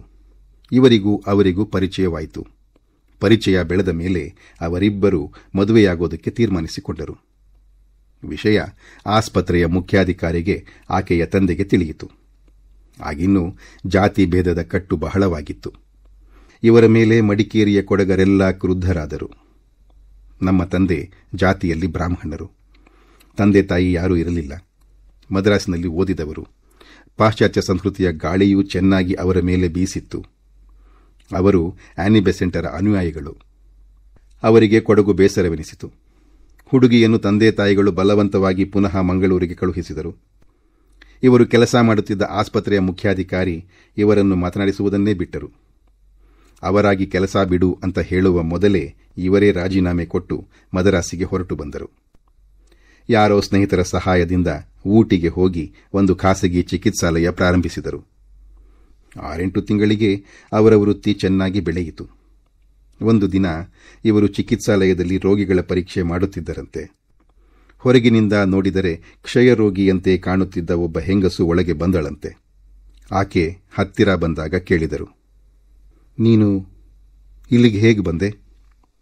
ಯಾರ ಕಟ್ಟು ನನಗೆ ಬೇಡ, ನಾನು ಸಾಯ್ತೀನಿ. ಆದರೆ ನಿಮ್ಮ ಸನ್ನಿಧಿಯಲ್ಲೇ ಸಾಯಬೇಕು ಅಂತ ಒಬ್ಬಳೇ ಬಂದೆ ಎಂದಳು. ಬಂದವಳು ಇವರು ಪ್ರೀತಿಸಿದ್ದ ಹುಡುಗಿಯೇ. ಆಕೆ ಪುನಃ ತಂದೆಯ ಊರಿಗೆ ಹೋಗಲಿಲ್ಲ. ಇಬ್ಬರು ಸಿವಿಲ್ ಮದುವೆಯಾದರು. 2 ವರ್ಷದಲ್ಲಿ ನಾನು ಹುಟ್ಟಿದೆ. ಮತ್ತೆ ಮಕ್ಕಳಾಗಲಿಲ್ಲ. ಅಷ್ಟರಲ್ಲಿ ನಮ್ಮ ತಾಯಿಯ ತಂದೆಗೆ ಕೆಲಸದಿಂದ ವಿಶ್ರಾಂತಿ ಸಿಕ್ಕಿತ್ತು. ನನ್ನ ತಾಯಿಯ ತಾಯಿ ಬದುಕಿರಲಿಲ್ಲ. ನಮ್ಮ ಅಜ್ಜ ಆಗಾಗ್ಗೆ ಮಗಳ ಮನೆಗೆ ಬಂದು ಹೋಗುತ್ತಿದ್ದರು. ಮೊದಲು ಕೆಲವು ದಿನ ಮಗಳ ಮೇಲೆ ಕೋಪವಿದ್ದರೂ ಹೆತ್ತ ಹೊಟ್ಟೆಯಲ್ಲವೇ, ಅಜ್ಜನನ್ನು ನೋಡಿದ ನೆನಪು ನನಗೆ ಚೆನ್ನಾಗಿ ಇದೆ. ಒಂದು ದಿನ ಅಜ್ಜ ಸತ್ತನೆಂದು ಮಡಿಕೇರಿಯಿಂದ ಸುದ್ದಿ ಬಂತು. ನಮ್ಮ ತಾಯಿಯ ಅಣ್ಣಂದಿರು ಇದ್ದಾರೆ, ಆದರೆ ಅವರಲ್ಲಿ ಯಾರೂ ನಮ್ಮ ಮನೆಗೆ ಬರುತ್ತಿರಲಿಲ್ಲ. ನಮ್ಮ ಮನೆಯ ಸುಖ ಜೀವನ 10-12 ವರ್ಷ ಸಾಗಿತೆನ್ನಬಹುದು. ಅಷ್ಟರಲ್ಲಿ ನಮ್ಮ ತಾಯಿಗೆ ಅದೇನೋ ಒಂದು ಕಾಯಿಲೆ, ಹೊಟ್ಟೆಯ ಒಳಗೆ ಗೆಡ್ಡೆಗಳು ಬೆಳೆಯುತ್ತಿದ್ದುವು. ಮೊದಲು ಕೆಲವು ದಿನ ಅವರು ಹೊಟ್ಟೆ ನೋವು ಎನ್ನುತ್ತಿದ್ದರು. ಅದರ ಕಾರಣ ಡಾಕ್ಟರ್ ಆದ ನಮ್ಮ ತಂದೆಗೆ ತಿಳಿಯಲಿಲ್ಲ. 2 ತಿಂಗಳ ನಂತರ ಪುಟ್ಟ ಗಡ್ಡೆ ಕೈಗೆ ಸಿಕ್ಕುತ್ತಿತ್ತಂತೆ. ತಕ್ಷಣ ಅವರನ್ನು ಮದರಾಸಿನ ದೊಡ್ಡ ಆಸ್ಪತ್ರೆಗೆ ಸೇರಿಸಿದರು. ವಿದ್ಯುತ್ ಚಿಕಿತ್ಸೆಯಿಂದಲೇ ಅದನ್ನು ಗುಣಪಡಿಸಬಹುದೆಂದು ದೊಡ್ಡ ಡಾಕ್ಟರುಗಳು 1 ತಿಂಗಳು ಪ್ರಯತ್ನ ಪಟ್ಟರಂತೆ. ನಂತರ ಒಂದು ದಿನ ಆಪರೇಷನ್ ಮಾಡಬೇಕು ಅಂತ ನಿರ್ಧರಿಸಿದರಂತೆ. ಆಗ ನಾನು 10 ವರ್ಷದ ಹುಡುಗಿ. ಊಟಿಯಲ್ಲಿಯೇ ಒಬ್ಬ ಮಿತ್ರರ ಮನೆಯಲ್ಲಿ ನನ್ನನ್ನು ಬಿಟ್ಟಿದ್ದರು. ತಾಯಿಯ ಕಾಯಿಲೆಯ ವಿಷಯ ನನಗೆ ಚೆನ್ನಾಗಿ ತಿಳಿಯದು. ಆದರೆ ಆ ಮನೆಯಲ್ಲಿದ್ದ ದೊಡ್ಡ ಹುಡುಗ ಆಟ ಆಡುವಾಗ ನನ್ನ ಕೈಲಿ ಹೇಳಿದ, ನಿಮ್ಮ ಅಮ್ಮನಿಗೆ ಹೊಟ್ಟೆ ಕುಯ್ತಾರಂತೆ, ಹಾಗಂತ ನಿಮ್ಮ ತಂದೆ ನಮ್ಮ ಡ್ಯಾಡಿ ಕಾಗದ ಬರೆದಿದ್ದಾರೆ. ಅದನ್ನು ಕೇಳಿ ನನಗೆ ಅಳು ಬಂತು. ಆ ದಿನ ರಾತ್ರಿಯೆಲ್ಲ ನಿದ್ದೆ ಮಾಡದೆ ಅತ್ತೆ. ಮರುದಿನವೂ ಯಾರು ಎಷ್ಟು ಸಮಾಧಾನ ಮಾಡಿದರೂ ಅಳುತ್ತಲೇ ಇದ್ದೆ. ಮೂರನೆಯ ದಿನ ಬೆಳಿಗ್ಗೆ ನಮ್ಮ ತಂದೆ ಬಂದರು. ಬಂದವರೇ ನನ್ನನ್ನು ತಬ್ಬಿಕೊಂಡರು. ನಮ್ಮ ತಂದೆ ಬಹಳ ಧೈರ್ಯಶಾಲಿಗಳು. ಕಾಡಿನಲ್ಲಿ ಬಂದೂಕು ಹಿಡಿದು ಬೇಟೆ ಆಡುತ್ತಿದ್ರು. ಕುದುರೆ ಓಡಿಸೋದ್ರಲ್ಲೂ ಅವರಿಗೆ ಧೈರ್ಯ ಇತ್ತು. ಅಂಥವರು ನನ್ನನ್ನು ತಬ್ಬಿಕೊಂಡು ಕಣ್ಣೀರು ಹಾಕ್ತಾ ಇದ್ರು. ಕೇಳ್ತಿದ್ದೀರಾ ಆನಂದ್ ಎಂದು ರಮಾ ನಿಲ್ಲಿಸಿದಳು. ಅವಳು ಹೇಳುವುದನ್ನು ಆನಂದ ಏಕಾಗ್ರತೆಯಿಂದ ಕೇಳುತ್ತಿದ್ದ. ಮುಂದೆ ಹೇಳಿ ಎಂದ ನಂತರ ರಮೆ ಮುಂದುವರಿಸಿದಳು. ತಂದೆಗೆ ಸಂಪಾದನೆ ಇತ್ತು. ಆರೋಗ್ಯ, ಶಕ್ತಿ, ದೃಢ ಮೈಕಟ್ಟು ಇದ್ದುವು. ಆದರೂ ಯಾರು ಎಷ್ಟು ಹೇಳಿದರೂ ಬೇರೆ ಮದುವೆ ಮಾಡಿಕೊಳ್ಳಿಲ್ಲ. ಮನೆಗೆ ಒಬ್ಬ ಅಡಿಗೆಯವನನ್ನು ಇಟ್ಟುಕೊಂಡ್ರು. ಚಿಕಿತ್ಸಾಲಯದ ಕೆಲಸದಲ್ಲೂ ಅವರಿಗೆ ಆಸಕ್ತಿ ಕಡಿಮೆ ಆಗ್ತಾ ಇತ್ತು. ಸದಾ ನನ್ನನ್ನು ಆಡಿಸುವುದರಲ್ಲೇ ಕಾಲ ಕಳೀತಾ ಇದ್ರು. ನಾನು ಅಲ್ಲಿಯೇ ಕಾನ್ವೆಂಟ್ ಸ್ಕೂಲ್ನಲ್ಲಿ ಓದ್ತಾ ಇದ್ದೆ. ಮದ್ರಾಸಿನ SSLC ಪರೀಕ್ಷೆಯಲ್ಲಿ ಪ್ರೆಸಿಡೆನ್ಸಿಗೆ 4ನೆಯವಳಾಗಿ ನನಗೆ ತೇರ್ಗಡೆಯಾಯಿತು. ತಂದೆಗೆ ಆದ ಸಂತೋಷ ಹಿಡಿಸುತ್ತೀರದು. ನನ್ನನ್ನು ಮುಂದೆ ಓದಿಸಬೇಕು ಅನ್ನೋ ಆಸೆ. ಆದರೆ ಬಿಟ್ಟಿರುವ ಮನಸ್ಸಿಲ್ಲ. ಕೊನೆಗೂ ಅವರ ಸ್ನೇಹಿತರ ಮಗಳ ಸಂಗಡ ಈಗ ಅವಳು ಮೆಡಿಕಲ್ ಕಾಲೇಜಿನಲ್ಲಿ ಓದ್ತಾ ಇದ್ದಾಳೆ. ಮೈಸೂರಿನ ಕಾಲೇಜು ವಿದ್ಯಾರ್ಥಿನಿಯರ ಹಾಸ್ಟೆಲ್ಗೆ ಸೇರಿಸಿದ್ರು. ನನ್ನನ್ನು ಇಲ್ಲಿ ಬಿಟ್ಟು ಬಸ್ಸಿನಲ್ಲಿ ಕುಳಿತುಕೊಳ್ಳುವಾಗ ನನಗೂ ಅವರಿಗೂ ಆದ ಸಂಕಟ ಅಷ್ಟಿಷ್ಟಲ್ಲ. ಆನಂದ್, ಪೆಟ್ಟಾಗಿರುವ ಕಡೆಗೆ ಏಟು ಬೀಳುವುದು, ಒಂಟಿ ಮರಕ್ಕೆ ಸಿಡಿಲು ಬಡಿಯುವುದು ಪ್ರಕೃತಿ ನಿಯಮ ಅಂತ ತೋರುತ್ತೆ. ಹೋದ ಮರುದಿನವೇ ತಂದೆಯವರು ನನಗೆ, ನಿನ್ನನ್ನು ಬಿಟ್ಟಿರಲು ಸಾಧ್ಯವಿಲ್ಲ, ನನಗೆ ನಾನೇ ಈ ಊರು ಬಿಟ್ಟು ಮೈಸೂರಿಗೆ ಬರೋ ಯೋಚನೆಲಿದ್ದೀನಿ ಅಂತ ಬರೆದಿದ್ರು. ಇದಾದ 8 ದಿನಕ್ಕೆ ನನಗೊಂದು ತಂತಿ ಬಂತು. ತಂದೆಯವರ ಸ್ನೇಹಿತರು ಕಳುಹಿಸಿದ್ದು. ತಂದೆ ವಿಧಿವಶರಾದರು. ಹೃದಯ ಸ್ತಂಭನ. ಇಷ್ಟು ಹೇಳಿ ರಮಾ ಸುಮ್ಮನಾದಳು. ಆನಂದ ಮೂಕನಾಗಿದ್ದ. 2 ನಿಮಿಷದ ನಂತರ ರಮೆಯೇ ಮುಂದಿನ ಸಂಗತಿಯನ್ನು ಹೇಳಿದಳು. ಆ ಕಾಲದ ಘೋರವಾದ ದುಃಖದ ಅನುಭವವನ್ನು ಬಣ್ಣಿಸುವುದು ಅಶಕ್ಯ. ಕೊನೆಗಾಲದಲ್ಲಿ ತಂದೆಯ ಆದಾಯ ಸರಿಯಾಗಿರಲಿಲ್ಲ. ಅವರಿಗೆ ಕೆಲಸದಲ್ಲಿ ಉತ್ಸಾಹ ಇರಲಿಲ್ಲ. ಸ್ವಲ್ಪ ಸಾಲವೂ ಇತ್ತು. ಚಿಕಿತ್ಸಾಲಯದ ಉಪಕರಣಗಳು, ನಮ್ಮ ಸ್ವಂತದ ಮನೆ, ಬ್ಯಾಂಕಿನಲ್ಲಿದ್ದ ಸ್ವಲ್ಪ ಹಣ ಎಲ್ಲವೂ ಸಾಲಕ್ಕೆ ಕಳೆದು 15,000 ರೂಪಾಯಿ ಉಳಿದಿದ್ದುವು. ಆಗ ನಾನಿನ್ನು 16 ವರ್ಷದ ಮೈನರ್. ತಂದೆಯ ಸ್ನೇಹಿತರೊಬ್ಬರು ಲಾಯರ್ ಆಗಿದ್ದರು. ವಿದ್ಯಾಭ್ಯಾಸಕ್ಕೆ ಯಾವ ತೊಂದರೆಯೂ ಆಗದಂತೆ ವಯಸ್ಕಳಾಗುವವರೆಗೂ ನನಗೆ ಪ್ರತಿ ವರ್ಷವೂ 2,000 ರೂಪಾಯಿ ಕೊಡಲು ಕೋರ್ಟಿನವರು ಒಪ್ಪುವಂತೆ ಮಾಡಿ ಆ ಲಾಯರ್ ಪುಣ್ಯ ಕಟ್ಟಿಕೊಂಡ್ರು. ಉಳಿದ ಹಣವನ್ನು ನಾನು ವಯಸ್ಕಳಾದ ನಂತರ ನನಗೆ ಸರಿ ಕಂಡಂತೆ ಉಪಯೋಗಿಸಿಕೊಳ್ಳಬಹುದೆಂದು ತೀರ್ಮಾನವಾಯಿತು.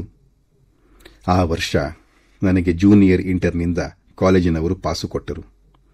ಇಂಟರ್ಮೀಡಿಯೇಟ್ ಪರೀಕ್ಷೆಯಲ್ಲಿ 1 ಸಲ ಫೇಲ್ ಆದೆ. ಮುಂದೆ ಈ ಕಾಲೇಜು. ಅವಳ ಜೀವನ ವೃತ್ತಾಂತವನ್ನು ಕೇಳಿ ಆನಂದನಿಗೆ ಖೇದವಾಯಿತು. ರಮಾ ಸಪ್ಪೆ ಮುಖ ಹಾಕಿಕೊಂಡಿರುವವಳಲ್ಲ, ನಗುನಗುತ್ತಾ ಇರುತ್ತಾಳೆ. ಈಗ ಆನಂದ ಅವಳನ್ನು ಇನ್ನೂ ಹೆಚ್ಚಾಗಿ ಅರ್ಥ ಮಾಡಿಕೊಳ್ಳುತ್ತಿದ್ದಾನೆ. ಅವಳು ಹೇಳಿದುದನ್ನು ಮನಸ್ಸಿನಲ್ಲೇ ತಿರುವಿ ಹಾಕುತ್ತಿದ್ದ. ಅವನ ಕಲಾಧರ್ಮದ ಮನಸ್ಸು ಈ ದುಃಖಪೂರ್ಣ ಕಥೆಯ ಪ್ರತಿಯೊಂದು ಅಂಗವನ್ನು ಕಲ್ಪನೆಯಿಂದ ಬೆಳೆಸಿ ದೊಡ್ಡದು ಮಾಡಿ ನೋಡುತ್ತಿತ್ತು. ಏನು ಯೋಚಿಸ್ತಾ ಇದ್ದೀರಿ ಆನಂದ್? ನೀವು ಹೇಳಿದ್ದೇ ತಲೆಯಲ್ಲಿ ಗೋಯಿಗುಡ್ತಾ ಇತ್ತು. ಹೋಗ್ಲಿ ಬಿಡಿ, ಆಗಲೇ 5 ಗಂಟೆ ಆಯಿತು. ಹೋಗೋಣವೇ? ಆಗಲಿ ಎಂದು ಆನಂದ ಮೇಲಕ್ಕೆದ್ದ. ಹಾಸ್ಟೆಲಿಗೆ ಹೋಗುವಾಗ ತಾನಾಗಿಯೇ ತನ್ನ ವೃತ್ತಾಂತವನ್ನು ಈ ದಿನ ಆನಂದನಿಗೆ ಏಕೆ ಹೇಳಿದೆ ಎಂದು ರಮಾ ಯೋಚಿಸಿದಳು. ಆದರೂ ಅವಳು ತನಗೆ ತಾನೇ ಹೇಳಿಕೊಂಡಳು. ನನ್ನ ಈ ಕಥೆಯನ್ನ ಅವರಿಗೆ ಹೇಳಬೇಕು ಅಂತ ಎಷ್ಟೋ ದಿನ ಬಯಸಿದ್ದೆ. ಇವತ್ತು ಸಾಧ್ಯ ಆಯಿತು. ಈ ವರ್ಷದ ಮೊಟ್ಟಮೊದಲಿನ ಚರ್ಚಾಕೂಟವು ತುಂಬಿದ ಕಳೆಯಿಂದ ನಡೆಯಿತು. ಅದಕ್ಕೆ 2 ಕಾರಣಗಳಿದ್ದವು. ಮೊದಲನೆಯದು, ವಿಷಯವು ತರುಣ ವಿದ್ಯಾರ್ಥಿನಿಯರ ಯೋಚನೆಯ ಸರಣಿಯನ್ನು ಕೆರಳಿಸುವಂತಹದ್ದು. ಅಲ್ಲದೆ ಸಭಾಧ್ಯಕ್ಷರು ಕಾಲೇಜಿಗೆ ಹೊಸದಾಗಿ ಬಂದ ಪ್ರೊಫೆಸರರು. BA ತರಗತಿ ನಡೆಯುವ ದೊಡ್ಡ ಗ್ಯಾಲರಿ ಹಾಲಿನ ತುಂಬ 700ಕ್ಕೂ ಮಿಕ್ಕಿ ವಿದ್ಯಾರ್ಥಿನಿಯರು ತುಂಬಿದ್ರು. ಈ ಸಲದ ವಿಶೇಷವೆಂದರೆ ಭಾಷಣಕಾರರು ಮಾತನಾಡುವಾಗ ಮೇಲಿನ ಗ್ಯಾಲರಿಯ ವಿದ್ಯಾರ್ಥಿಗಳು ಸಹ ಗುಲ್ಲು ಮಾಡದೆ ಶಾಂತವಾಗಿದ್ದುದು. ವಿಷಯವನ್ನು ವಿರೋಧಿಸಿ ದಾಂಪತ್ಯದಲ್ಲಿ ಪತಿ ಪತ್ನಿಯರ ಸಮಾನತೆಯನ್ನು ವಸಂತನು ಅತ್ಯಂತ ಶಕ್ತಿಯುತವಾಗಿ ಎತ್ತಿ ಹಿಡಿದ. ಗಾಡಿಯ 2 ಚಕ್ರಗಳಲ್ಲಿ ಸಮಾನತೆ ಇಲ್ಲದಿದ್ದರೆ ಆಗುವುದೇ ಸಂಸಾರದಲ್ಲಿಯೂ ಆಗುತ್ತದೆ ಎಂದ. ತನಗೆ ಕೊಟ್ಟಿದ್ದ 10 ನಿಮಿಷದ ಅವಧಿಯಲ್ಲಿ ಪುರುಷನ ದಬ್ಬಾಳಿಕೆ, ಪಶ್ಚಿಮ ದೇಶದಲ್ಲಿ ಸ್ತ್ರೀ ದಾಸ್ಯ ವಿಮೋಚನೆಯ ಚಳುವಳಿ, ಸ್ತ್ರೀಯ ಆರ್ಥಿಕ ಮುಕ್ತಿ ಮೊದಲಾದ ಅನೇಕ ವಿಷಯಗಳನ್ನು ಹೇಳಿದ. ಅವನನ್ನು ವಿರೋಧಿಸಿದ ಆನಂದ, ಶ್ರೀಯುತರು ಸ್ತ್ರೀಯ ಸಂಸಾರ ಜೀವನವನ್ನು ಬಿಟ್ಟು ಉಳಿದ ಇಡೀ ಜೀವನದ ಚಿತ್ರಣ ಕೊಟ್ಟಿದ್ದಾರೆ. ಆದ್ದರಿಂದ ಅವರ ವಾದವೆಲ್ಲವೂ ವಿಷಯಕ್ಕೆ ಅಸಂಬದ್ಧವಾದುದು ಎಂದು ಪ್ರಾರಂಭಿಸಿದ. ಸಮಾನತೆಯು ದ್ವಿತ್ವವನ್ನು ಧ್ವನಿಸುತ್ತದೆ. ಆದರೆ ದಾಂಪತ್ಯದ ಗುರಿ ಇರುವುದು ಏಕತೆಯ ಕಡೆಗೆ. ಸಮಾನತೆ ಎಂಬುದು ರಾಜಕೀಯದ ಕಲ್ಪನೆ. ಅದನ್ನು ಸಂಸಾರಕ್ಕೆ ಅನ್ವಯಿಸಿದರೆ ಗೃಹವು ರಾಜಕೀಯದ ರಂಗವಾದೀತು ಎಂದು ಎಚ್ಚರಿಕೆಯನ್ನಿತ್ತ. ವಾದದ ಆವೇಶದಲ್ಲಿ ತನ್ನ ಗುರು ವಸಂತರಾಯನ ವಿಚಾರ ಸರಣಿಯನ್ನು ಅನುಭವಹೀನ, ವಾಸ್ತವತೆಗೆ ದೂರವಾದ ಬರೀ ಬುದ್ಧಿಶಕ್ತಿಯ ತಿಪ್ಪರಲಾಗವೆಂದು ಕರೆದ. ಉಮೆಯು ವಸಂತನನ್ನು ಪೋಷಿಸಿ ಮಾತನಾಡಿದಳು. ರಮಾ ಉಮೆಯನ್ನು ವಿರೋಧಿಸಿದಳು. ಉಮೆಯ ವಾದದಲ್ಲಿ ತರ್ಕದ ಗತ್ತು ಎದ್ದು ಕಾಣುತ್ತಿದ್ದರೆ ರಮೆಯ ಮಾತಿನಲ್ಲಿ ಮುನ್ನೋಟವನ್ನು ಕಾಣುವ ಅನುಭಾವಿಯ ಸ್ಫೂರ್ತಿಯಿತ್ತು. ಉಳಿದ 4 ಚೆನ್ನಾಗಿ ಮಾತನಾಡಿದರು. ಚರ್ಚಾಕೂಟದ ಕಿರೀಟವೆಂದರೆ ಕೊನೆಯಲ್ಲಿ ಅಧ್ಯಕ್ಷ ಭಾಷಣ ಮಾಡಿದ ಹೊಸ ಪ್ರೊಫೆಸರ್ ಡಾ ನರೋತ್ತಮ್ ಅವರ ಮಾತಿನ ವೈಖರಿ. ಅವರ ಮಾತುಗಾರಿಕೆ ಕೇಳುವವರು ಎಂತಹ ಸಂಶಯವಾದಿಯಾಗಿದ್ದರೂ ಅವರನ್ನು ತಮ್ಮೆಡೆಗೆ ಒಲಿಸಿಕೊಳ್ಳುವ ಭಾಷೆಯ ಮೋಡಿ, ನಡುನಡುವೆ ಉದಾಹರಿಸುತ್ತಿದ್ದ ಮಹಾಕವಿಗಳ, ದಾರ್ಶನಿಕರ ಪ್ರಸಿದ್ಧ ವಾಕ್ಯಗಳು, ನರ್ತಕಿಯಂತೆ ನಲಿದು ಬಳುಕಿ ಬಾಗಿ ಮುಂದೆ ನಡೆಯುವ ಅವರ ಇಂಗ್ಲಿಷ್, ಮೇಲಾಗಿ ಭಾಷಣ ಮಾಡುವಾಗ ಅವರು ನಿಂತಿದ್ದ ಭಂಗಿ, ಭಾಷಣದ ಪ್ರಾರಂಭ ಮತ್ತು ಸಭಿಕರನ್ನು ಭಾವನಾವೇಶದ ತುದಿಗೆ ಕರೆದೊಯ್ದು ಇದ್ದಕ್ಕಿದ್ದಂತೆಯೇ ಅನಿರೀಕ್ಷಿತವಾಗಿ ಕೊಟ್ಟ ಅಂತ್ಯ, ಇವುಗಳು ವಿದ್ಯಾರ್ಥಿಗಳನ್ನು ಮಾತ್ರವಲ್ಲ ಅನೇಕ ಅಧ್ಯಾಪಕರುಗಳನ್ನು ವಿಸ್ಮಯಗೊಳಿಸಿತು. ವಂದನಾರ್ಪಣೆ ಮಾಡಿದ ಚರ್ಚಾ ಮಂಡಳಿಯ ಕಾರ್ಯದರ್ಶಿ ಅವರನ್ನು ತಮ್ಮ ಪ್ರಸಿದ್ಧ ಕಾಲೇಜಿನಲ್ಲಿ ಹೊಸದಾಗಿ ಪ್ರಕಾಶಿಸಿದ ಅತ್ಯಮೂಲ್ಯ ರತ್ನವೆಂದು ವರ್ಣಿಸಿದ. ಪ್ರೊಫೆಸರರ ವಯಸ್ಸು 42-43 ಇರಬಹುದು. ಆದರೆ ಅಷ್ಟು ವಯಸ್ಸಾದವರಂತೆ ಕಾಣುತ್ತಿರಲಿಲ್ಲ. ತರುಣ ಕಳೆಯು ಮುಖದಲ್ಲಿ ಸಾಯದೆ ಉಳಿದು ಮಿನುಗುತ್ತಿತ್ತು. ಅವರು ತಿರುವಾಂಕೂರು ಕಡೆಯವರಂತೆ. ಅಮೆರಿಕದ ಹಾರ್ವರ್ಡ್ ವಿಶ್ವವಿದ್ಯಾನಿಲಯದ ಡಾಕ್ಟರೇಟ್ ಪದವಿ ಸಂಪಾದಿಸಿದ್ದವರು. ಕನ್ನಡ ಸಂಶೋಧನಾಲಯದಲ್ಲಿ ರಿಸರ್ಚ್ ಅಸಿಸ್ಟೆಂಟ್ ಆಗಿ ಸೇರುವ ಮೊದಲು ವಿಜಯಕುಮಾರಿ ಕನಕಪುರದ ಹೈಸ್ಕೂಲಿನಲ್ಲಿ ಕನ್ನಡ ಉಪಾಧ್ಯಾಯಿನಿಯಾಗಿ 6 ತಿಂಗಳು ಕೆಲಸ ಮಾಡುತ್ತಿದ್ದಳು. ಅಲ್ಲಿಯ ಒಬ್ಬ ಸಹೋದ್ಯೋಗಿಯೊಡನೆ ಆಕೆಗೆ ಚೆನ್ನಾಗಿ ಪರಿಚಯವಿತ್ತು. ಆತ ವಿಶ್ವಕರ್ಮ ಮತಕ್ಕೆ ಸೇರಿದವರು. ಮೈಸೂರಿನಲ್ಲಿ BA ಓದಿ ಕನಕಪುರದ ಹೈಸ್ಕೂಲು ಸೇರಿ ಅದೇ ಊರಿನಲ್ಲಿ ನೆಲೆಸಿದ್ದಾರೆ. ಈಗ ಅವರು ಮೈಸೂರಿಗೆ ಯಾವುದೋ ಕೆಲಸಕ್ಕಾಗಿ ಬಂದವರು ವಿಜಯಕುಮಾರಿಯ ಮನೆಯಲ್ಲಿ ಇಳಿದುಕೊಂಡಿದ್ದರು. ಅವರು ಕನಕಪುರಕ್ಕೆ ಹೊರಡುವ ಹಿಂದಿನ ದಿನ ಸಂಜೆ 5:30 ವಿಜಯಳ ಸಂಗಡ ತಮ್ಮ ವೃತ್ತಿಗೆ ಸಂಬಂಧಿಸಿದ ಯಾವುದೋ ಮಾತನಾಡುತ್ತಿದ್ದರು. ಈಗ ಅವರ ಹೈಸ್ಕೂಲ್ ಕಮಿಟಿಗೆ ಹೊಸ ಅಧ್ಯಕ್ಷರು ಬಂದಿದ್ದಾರೆ. ಎಲ್ಲ ಉಪಾಧ್ಯಾಯರಿಗೂ ಅಪ್ರಿಯರಾಗಿದ್ದ ಹಳೆಯ ಅಧ್ಯಕ್ಷರು ಸುದೈವದಿಂದ ಹೊರಟು ಹೋದರು. ಹಳೆಯ ಅಧ್ಯಕ್ಷರು ಹೋದ ಮೇಲೆ ಶಾಲೆಯ ಮುಖ್ಯೋಪಾಧ್ಯಾಯರಿಗೂ ಒಳ್ಳೆಯ ಬುದ್ಧಿ ಬಂದಂತೆ ಕಾಣುತ್ತದೆ ಇತ್ಯಾದಿ ಮಾತು ನಡೆಯುತ್ತಿತ್ತು. ಅಷ್ಟರಲ್ಲಿ ಮನೆಯ ಹೊರಬಾಗಿಲನ್ನು ಯಾರೋ ತಟ್ಟಿದಂತಾಯಿತು. ವಿಜಯಳೇ ಎದ್ದು ಬಾಗಿಲು ತೆರೆದಳು. ಸುಮಾರು 23 ವರ್ಷ ವಯಸ್ಸಿನ ಕೆಂಪು ಬಣ್ಣ ಗುಂಗುರು ಕ್ರಾಪ್ ವಿಜಯಳಷ್ಟೇ ಎತ್ತರ, ಅಮೆರಿಕನ್ ರೀತಿಯ ಶರ್ಟು ಮತ್ತು ಪ್ಯಾಂಟ್ ಧರಿಸಿದ್ದಾನೆ. ಹುಡುಗು ಮುಖದ ಕುಡಿ ಮೀಸೆಯ ತರುಣ ಬಾಗಿಲಿನಲ್ಲಿ ನಿಂತಿದ್ದ. ಬಾಗಿಲು ತೆರೆದ ವಿಜಯಳನ್ನು ಕಂಡು ಅವನಿಗೆ ತಾನು ಏನು ಹೇಳಬೇಕೆಂಬುದೇ ಮರೆತಿರಬಹುದು. ಅವಳನ್ನೇ ನೋಡುತ್ತಾ ನಿಂತುಬಿಟ್ಟ. ವಿಜಯಳಿಗೆ ಸಂಕೋಚವಾಗಿ ಕೊಂಚ ಹಿಂದೆ ಸರಿದು, ಏನು ಬೇಕಾಗಿತ್ತು ಎಂದು ಕೇಳಿದಳು. ನಮ್ಮ ಸ್ನೇಹಿತರು ಜ್ಞಾಪಿಸಿಕೊಂಡು ಹೇಳಿದ. ಮಿಸ್ಟರ್ ಚೆನ್ನಾಚಾರ್ ಇಲ್ಲಿ ಬಂದಿದ್ದಾರೆಯೇ? ಅಷ್ಟರಲ್ಲಿ ಒಳಗಿದ್ದ ಚಿನ್ನಾಚಾರ್ಯರೇ ಅಲ್ಲಿಗೆ ಬಂದು, ಬಾ ವಾಸನ್, ನಿನ್ನೆ ಕಾಯ್ತಾ ಇದ್ದೆ ಎಂದರು. ವಾಸನ್ ಒಳಗೆ ಬಂದು ಚಿನ್ನಾಚಾರ್ಯರೊಡನೆ ಮಂಚದ ಒಂದು ಬದಿಯ ಮೇಲೆ ಕುಳಿತ. ವಿಜಯ ದೂರದ ಕುರ್ಚಿಯ ಮೇಲೆ ಕುಳಿತಳು. ಚಿನ್ನಾಚಾರ್ಯರು ಪರಸ್ಪರ ಪರಿಚಯ ಮಾಡಿಕೊಟ್ಟರು. ಇವನು ನನ್ನ ಸ್ನೇಹಿತ ವಾಸನ್ ಅಂತ, ಮೈಸೂರೇ ಸ್ವಂತ ಸ್ಥಳ, BE ಪರೀಕ್ಷೆಯ ಕೊನೆಯ ವರ್ಷದಲ್ಲಿ ಓದ್ತಾ ಇದ್ದಾನೆ. ಶಿಷ್ಟಾಚಾರವೆಂದರೆ ಪರಿಚಯ ಮಾಡುವವರು ಯಾರನ್ನು ಕುರಿತು ಹೇಳುತ್ತಾರೋ ಅವರು ಸುಮ್ಮನೆ ಕುಳಿತಿದ್ದು ಯಾರಿಗೆ ಪರಿಚಯ ಹೇಳುತ್ತದೆಯೋ ಅವರು ಮೊದಲು ವಂದಿಸಿ, ನಿಮ್ಮ ಭೇಟಿಯಾದುದು ಬಹಳ ಸಂತೋಷ ಎನ್ನಬೇಕು. ಆದರೆ ಈಗ ಹಾಗೆ ಆಗಲಿಲ್ಲ. ವಾಸನ್ನೇ ಮೊದಲು ವಂದಿಸಿ, ಗ್ಲಾಡ್ ಟು ಮೀಟ್ ಯು ಎಂದ. ನಂತರ ವಿಜಯಳ ಪರಿಚಯ ಹೇಳಿದ ಮೇಲೂ ಅವನೇ ಪುನಃ ಗ್ಲಾಡ್ ಟು ಮೀಟ್ ಯು ಎಂದು ಹೇಳಿ ವಿಜಯಳ ಮುಖವನ್ನೇ ನೋಡುತ್ತಿದ್ದ. ವಿಜಯಳಿಗೆ ಇದರಿಂದ ಸಂಕೋಚವಾದುದು ಮಾತ್ರವಲ್ಲ, ಮನಸ್ಸಿನಲ್ಲಿ ಕಸಿವಿಸಿಯೂ ಆಯಿತು. ಅದನ್ನು ಚಿನ್ನಾಚಾರ್ಯರು ಗಮನಿಸಿದರು. ತನ್ನ ಮಿತ್ರನ ಈ ಮಕ್ಕಳಾಟಿಕೆಯ ನಡವಳಿಕೆ ಅವರಿಗೆ ಮುಜುಗರವನ್ನುಂಟು ಮಾಡಿದ್ದರಿಂದ ಅವರು, ವಾಸನ್ನು ನನಗೆ ತುಂಬ ಸ್ನೇಹಿತ. ಈ ದಿನ ಮಧ್ಯಾಹ್ನ ನಾನು ಅವರ ಮನೆಗೆ ಹೋಗಿದ್ದೆ. ಅವನು ಮನೆಯಲ್ಲಿರಲಿಲ್ಲ. ನಾನು ಇಳಿದುಕೊಂಡಿರುವ ಮನೆಯ ಗುರುತು ಬರೆದು ಚೀಟಿ ಕೊಟ್ಟು ಬಂದಿದ್ದೆ. ಈಗ ನಾವಿಬ್ಬರೂ ಸ್ವಲ್ಪ ಹೊರಗೆ ಹೋಗಿ ಬರ್ತೀವಿ. ರಾತ್ರಿ ನಾನಿಲ್ಲಿ ಊಟ ಮಾಡೋಲ್ಲ, ನನ್ನನ್ನು ಕಾಯಬೇಡಿ ಎಂದು ಹೇಳಿ ವಾಸನ್ನೊಡನೆ ಹೊರಗೆ ಹೋದರು. ಆ ದಿನ ರಾತ್ರಿ ಹಿಂತಿರುಗುವಾಗ ಚಿನ್ನಾಚಾರ್ಯರು ಒಬ್ಬರೇ ಬಂದು ಮರುದಿನ ಮೊದಲನೆಯ ಬಸ್ಸಿಗೆ ಕನಕಪುರಕ್ಕೆ ಹೊರಟು ಹೋದರು. ಮರುದಿನ ವಿಜಯ ತನ್ನ ಆಫೀಸಿನಲ್ಲಿ ಮೇಜಿನ ಮುಂದೆ ಕುಳಿತು ಕೆಲಸ ಮಾಡುತ್ತಿದ್ದಳು. ಅವಳ ಕೆಲಸವೆಂದರೂ ಹೆಚ್ಚಿನದಲ್ಲ. ಸಂಶೋಧನಾಲಯದ ನಿರ್ದೇಶಕರು ಹೇಳಿದ ಓಲೆಯ ಗರಿಯನ್ನು ಅಂದವಾದ ಅಕ್ಷರದಲ್ಲಿ ಪ್ರತಿ ಮಾಡುವುದು ಮತ್ತು ಅಚ್ಚಾಗುವ ಪುಟಗಳ ಪ್ರೂಫ್ ನೋಡುವುದು. ಕೆಲಸವನ್ನು ವಿರಾಮವಾಗಿ ಮಾಡಬಹುದು, ಅಷ್ಟು ಒತ್ತಡವೂ ಇಲ್ಲದ ಕೆಲಸ. ವಿಜಯಳಂತೆ ಅಲ್ಲಿ ಇನ್ನೂ 5 ಜನ ಸಂಶೋಧನಾ ಸಹಾಯಕರಿದ್ದರು.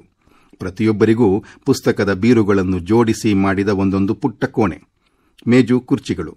ವಿಜಯ ಕತ್ತು ಬಗ್ಗಿಸಿ ಕುಳಿತು ಯಾವುದೋ ಹಳೆಯ ಓಲೆಯ ಗರಿಯನ್ನು ಪ್ರತಿ ಮಾಡುತ್ತಿದ್ದಳು. ಎದುರಿಗೆ ಯಾರೋ ಬಂದು ನಿಂತಂತಾಯಿತು. ತಲೆ ಎತ್ತಿ ನೋಡಿದಳು. ಬಂದು ನಿಂತಿದ್ದವನು ವಾಸನ್.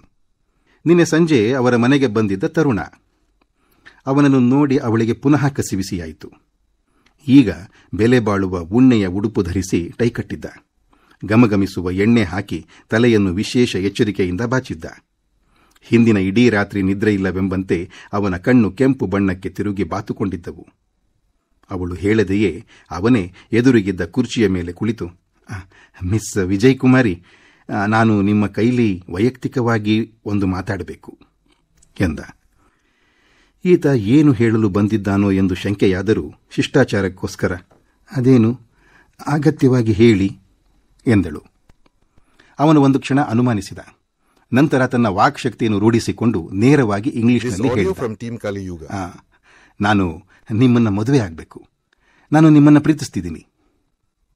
ವಿಜಯಳ ಮುಖ ಗಾಬರಿಯಿಂದ ಕೆಂಪೇರಿತು. ತಕ್ಷಣ ವಿವರಣವೂ ಆಯಿತು. ಅವಳು ತಲೆ ಎತ್ತಿ ಅವನನ್ನು ನೋಡಲಿಲ್ಲ. ಅಪರಿಚಿತನಾದ ದಾರ್ಷ್ಟ್ಯದ ಒಬ್ಬ ತರುಣನು ಅವಳೆದುರು ಕುಳಿತು ಪ್ರೇಮದ ಮಾತನಾಡುತ್ತಿದ್ದಾನೆ. ಅವನಾರು? ಅವನ ಪರಿಚಯ ತನಗೆ ಸ್ವಲ್ಪವೂ ಇಲ್ಲ. ನಿನ್ನೆ ಸಂಜೆಯವರೆಗೆ ಒಂದು ಸಲವೂ ಅವನನ್ನು ನೋಡಿರಲಿಲ್ಲ. ಅವನ ಬಗೆಗೆ ಕೇಳಿರಲಿಲ್ಲ. ಅವನು ತನ್ನನ್ನು ಈ ಮೊದಲು ನೋಡಿದ್ದಾನೆಯೇ? ತನ್ನ ಬಗೆಗೆ ಏನಾದರೂ ತಿಳಿದುಕೊಂಡಿದ್ದಾನೆಯೇ? ಇದ್ದಕ್ಕಿದ್ದಂತೆಯೇ ಸಮುದ್ರದಲ್ಲಿ ತಳ್ಳಿ ಯಾವ ಪೂರ್ವ ಸಿದ್ಧತೆಯೂ ಇಲ್ಲದೆ ಈಜು ಎಂದಂತಾಯಿತು ಅವಳ ಪಾಡು. ಎದುರಿನಲ್ಲಿ ಕುಳಿತಿರುವ ಈ ಉದ್ದಟತನದ ಅಪರಿಚಿತ ವ್ಯಕ್ತಿಯ ಬಗೆಗೆ ಒಂದು ಬಗೆಯ ಭಯ ಮಿಶ್ರಿತ ತಿರಸ್ಕಾರವೂ ಉಂಟಾಯಿತು.